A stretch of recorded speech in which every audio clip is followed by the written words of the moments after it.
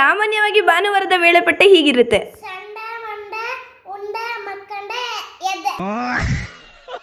ಆದ್ರೆ ಈ ವಾರ ಪ್ಲಾನ್ ಎಲ್ಲ ಉಲ್ಟಾ ಹೊಡೆದು ಹೀಗೆ ರೆಡಿ ಆಗ್ಬೇಕಾಯ್ತು.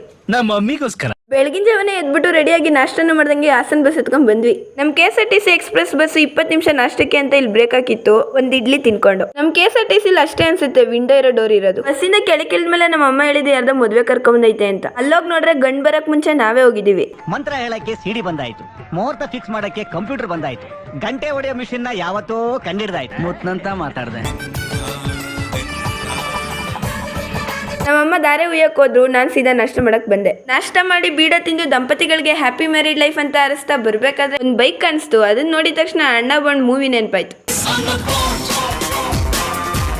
ನಾವು ವಾಪಸ್ ಮನೆಗೆ ಬರೋ ಅಷ್ಟ್ರಲ್ಲಿ ಮಧ್ಯಾಹ್ನ ಆಗಿತ್ತು. ನಮ್ಮ ಕೆಂಚಂಗ್ ಊಟದ ಟೈಮ್ ಆಗಿತ್ತು. ಯಾಕ್ಲ ಏನಾಯ್ತಲ್ಲ? ಅಣ್ಣಗಿದ್ ಕಾಟನ್ ಸಿಕ್ಕ ಇನ್ನ ಕಿತ್ಕೊಂಡು ಎತ್ಕೊಂಡ್ ಬಂದು